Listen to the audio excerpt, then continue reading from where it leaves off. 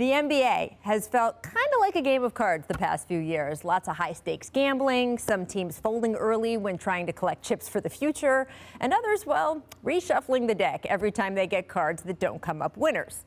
And there's no one who's been more active at that table than the Houston Rockets. Remember when they tried to beat a Golden State flush with a pair of hardened balls, then asked the dealer to hit them with a Westbrook? And when that didn't work, hey, just deal them in for a whole new hand.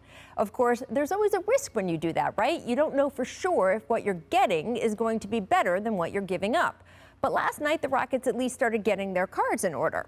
It was the first time their new backcourt of John Wall and Victor Oladipo were on the floor together. It was also Wall's first game against the Wizards team that spit him into the discard pile just a few months ago. And he did not remotely hide his desire to show them just what they were missing. Wall had 15 points and 4 assists in the first half, including this coast-to-coast behind-the-back beauty. Look at this. So nice.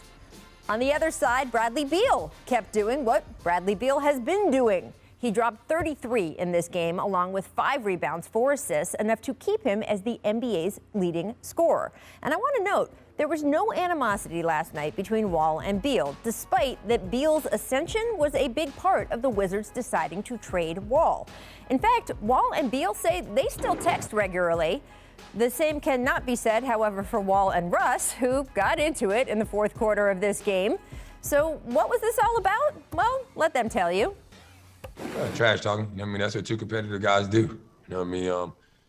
Russ been kicking my ass for years. You know what I mean? This ain't the first time we trash talked before. I don't start talking, I defend myself because I don't, allow people just to say anything, especially when I know the facts as it pertains to anybody on the court playing against, So I think they just start talking because they just started winning at that time. So, it's cool though. We play them again. Apparently, last night in Houston, it was really dark indoors. Everyone needed sunglasses. Anyway, the kerfuffle came in the middle of a Rockets 24-9 run in the fourth quarter. For most of the game, Oladipo and Wall they just had looked like they didn't really quite know what to do with each other yet. But by the final frame, that started to change. Oladipo hits this nice turnaround J, a little more than 7 seconds to go. Whoop! That looks great. Then Wall came back into the game, and the two went to work, combining for 19 points as the Rockets blew the game open. Afterward, Wall did not hold back. But I just feel like their organization thought I was done. No matter how much hard work I put in over the summer, they came and watched me. I thought they thought I was done, and that's why I came out here and did what I did. Well then, you know what's interesting? In the NBA's big picture, the Wall-Westbrook trade wasn't a game changer. It's not even the biggest trade Houston's made in the past 3 months. But in every trade, the stakes are always high for the players involved. And last night, Wall let Washington know he's still able to be part of a winning hand. So, Matt, we did see things get chippy with Russ and John Wall last night. What did you take away from that exchange between the two of them?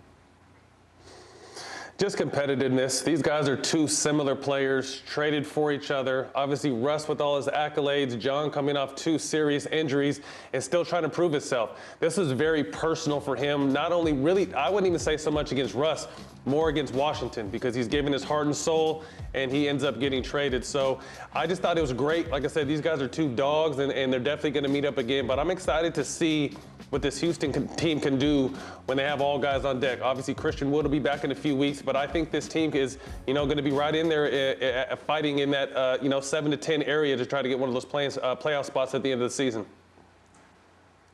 Come on, Matt. You know, Matt, how this goes. These are 2 players that want the smoke. I thought you'd go there, obviously. I love the energy, okay, from both of these guys. Now, I know from personal experience, it's hard, switching teams and then playing against your former team. Mm-hmm. Me personally, I got booed every time I touched the ball back in Connecticut. Good thing it's limited fans, so you won't hear those loud boos.